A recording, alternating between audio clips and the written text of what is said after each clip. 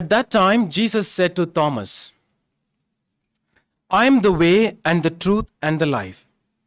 No one comes to the Father except through me. If you had known me, you would have known my Father also.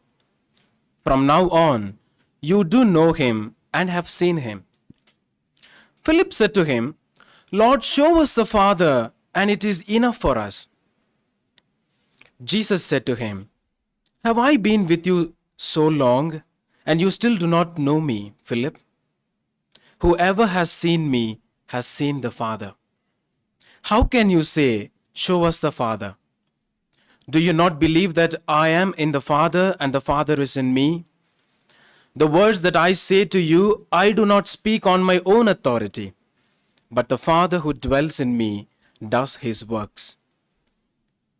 Believe me that I am in the Father and the Father is in me, or else believe on account of the works themselves.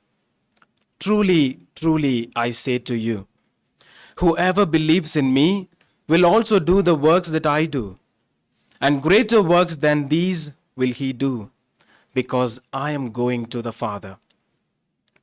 Whatever you ask in my name, this I will do, that the Father may be glorified in the Son. If you ask me for anything in my name, I will do it. The Gospel of the Lord.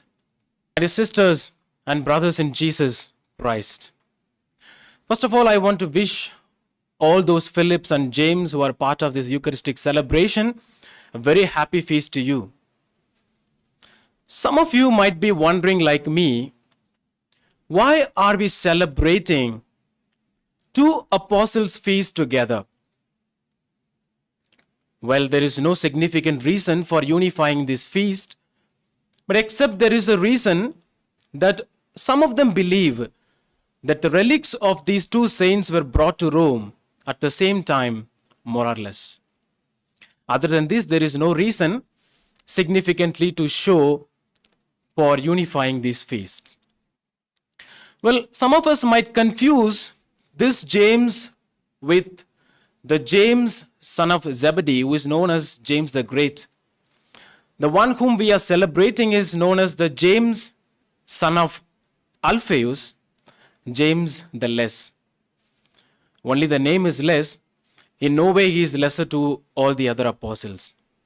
Dear brothers and sisters, I would like to reflect along with you on this one particular quality that these two saints had.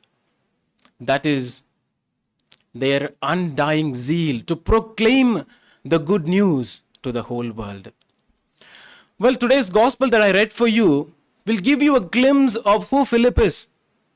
He seems to be ignorant of what Jesus is trying to communicate. He never understood perhaps what Jesus was trying to tell the disciples at the last discourse, at the Last Supper. But you see, the same Philip is different after Jesus rises from the dead. This Philip and the James, who were frightened, who were ignorant, are now powerful proclaimers and the witnesses of the good news that Christ is risen, and Christ died for each of us because he loves each of us. Well, dear brothers and sisters, you and I are called to be the same. We may not be able to preach the good news to the whole world, but we are called to be the witnesses and the proclaimers of the good news to those who are around us. How are we to do? And what are we to preach? I remember my grandmother who used the art of storytelling in evangelization. She would pick up some events from her life which she considers to be a miracle or where she felt God close in her life. She would pick up those events and she would narrate to us at the bedtime. When you listen to her, she would narrate it in such a way that you will feel along with her the presence of God guiding her and moving in her life powerfully. Well, perhaps you and I can do the same in our families or to those who are around us. we can pick up the events which we consider to be the works out of the love that God has for us. The miracles, the extraordinary events, or sometimes the guidances and the revelations that we have received from God, we can narrate it to those who are around us. And that is the good news which we have in our life.